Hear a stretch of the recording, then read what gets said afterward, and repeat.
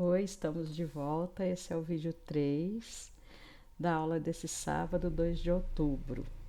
Estamos aqui começando o item 4 do capítulo 1, Penas iguais aos terrenos, do livro 4 de O Livro dos Espíritos. O item 4 vai falar de uniões antipáticas e nós estamos na questão 939 de O Livro dos Espíritos. Tá, então, na questão 939. Desde que os espíritos simpáticos são levados a se unir, como se explica que entre os encarnados a afeição frequentemente exista apenas de um lado e o amor sincero seja recebido com indiferença e mesmo com repulsa? Como, além disso, a mais viva afeição entre dois seres pode se transformar em antipatia e algumas vezes em ódio? Não compreendeis então que seja uma punição, embora passageira? Além disso, quantos há que pensam amar perdidamente porque julgam apenas as aparências? E quando são obrigados a viver em comum, não tardam a reconhecer que se tratava somente de uma paixão material. Não é suficiente estar enamorado de uma pessoa que vos agrada e que supondes dotada de belas qualidades. É vivendo realmente com ela que a podereis apreciar. Quantas uniões, por outro lado, que a princípio pareciam incompatíveis e com o correr do tempo, quando ambos se conheceram, melhor se transformaram num amor, quando se conheceram melhor, se transformaram num amor terno e durável, porque baseado na estima recíproca. É necessário não esquecer que o espírito é quem ama e não o corpo, e que, dissipada a ilusão material, o espírito vê a realidade. Há duas espécies de afeição, a do corpo e a da alma, e frequentemente se toma uma pela outra. A afeição da alma, quando pura e simpática, é duradouro. A do corpo é perecível. Eis porque os que se julgam amar com um amor eterno, acabam se odiando quando passa a ilusão. Então é aquela coisa, às vezes a pessoa se aproxima e fala, nossa, é minha alma gêmea, é o amor da minha vida.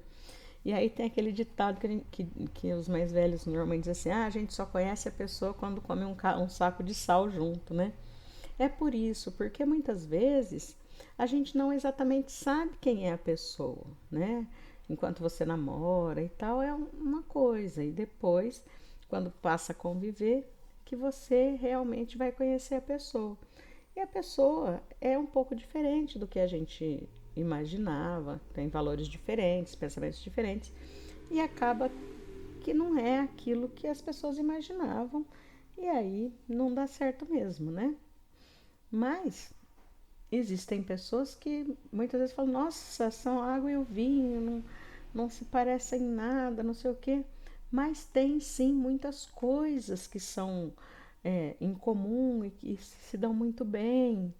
Então são essas relações que são duradouras, baseada no respeito, baseada no amor, baseada, né, em todas essas qualidades, né? Questão 940. A falta de simpatia entre os seres destinados a viver juntos não é igualmente uma fonte de sofrimentos, tanto mais amarga quanto envenena toda a existência? Muito amarga, de fato. Mas é uma dessas infelicidades de que, na maioria das vezes, sois a principal causa. Em primeiro lugar, as vossas leis são erradas, pois acreditais que Deus vos obriga a viver com aqueles que vos desagradam. Depois, nessas uniões, procurais quase sempre mais a satisfação do vosso orgulho e da vossa ambição do que a felicidade de uma afeição mútua, e sofreis então apenas a consequência dos vossos preconceitos. Então, eu não preciso nem citar aqui exemplos que conhecemos aos montes de uniões, né, que foram fadadas ao fracasso e que as pessoas sabiam. E principalmente aí nessa época, né, na época da codificação, a gente sabia de quantos casamentos eram arranjados. E mesmo hoje, ou até que a morte nos separe, né, é muito complicado.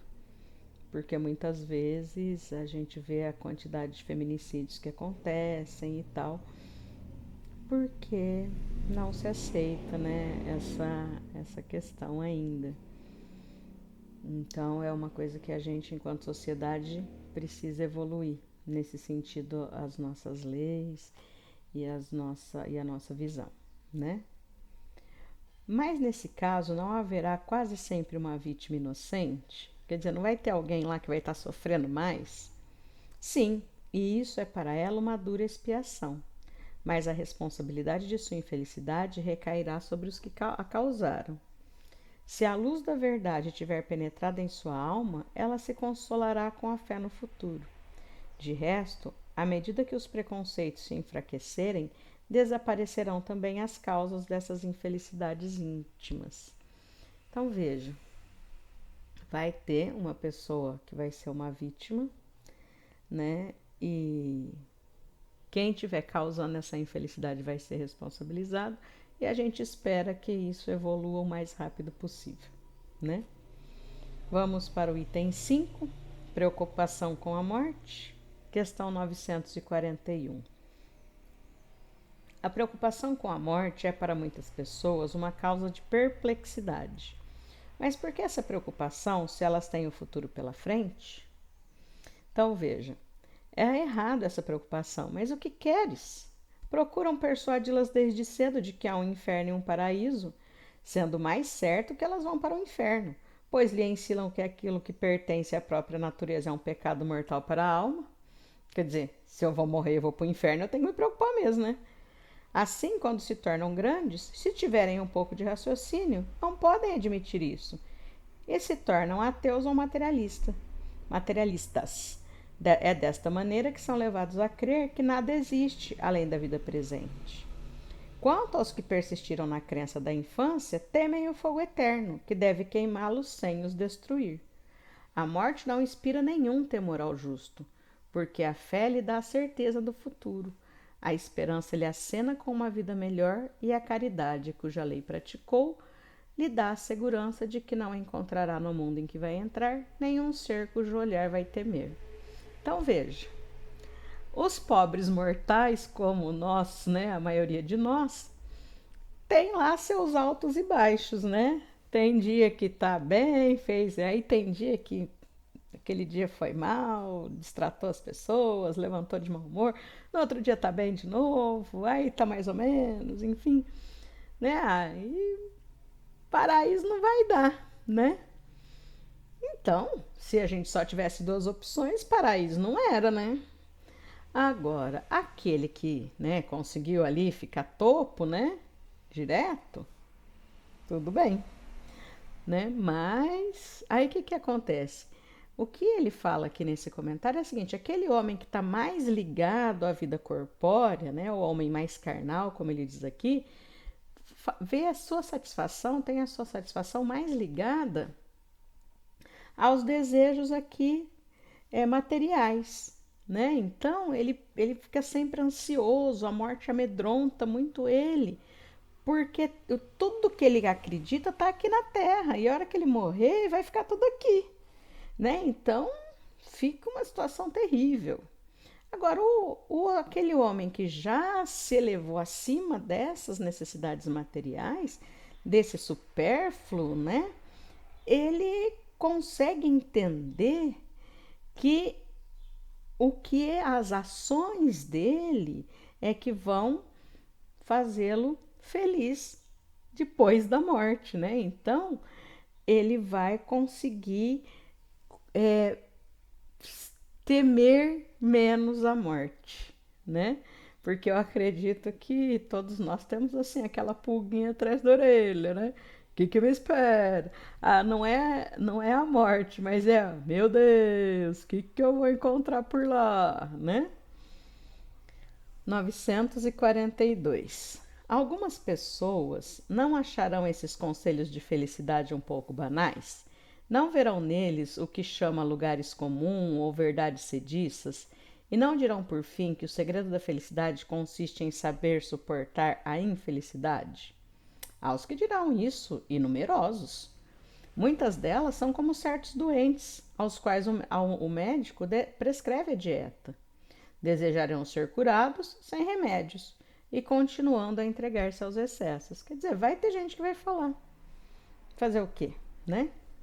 A gente não pode agradar a todos, convencer a todos. Vamos iniciar aqui o item 6, desgosto pela vida, suicídio. Questão 943. De onde vem o desgosto pela vida que se apodera de alguns indivíduos sem motivos plausíveis? Então, aquela pessoa que você fala, nossa, mas, né, tinha tudo, por quê? E aí, olha a resposta. Efeito da ociosidade, da falta de fé e geralmente da saciedade.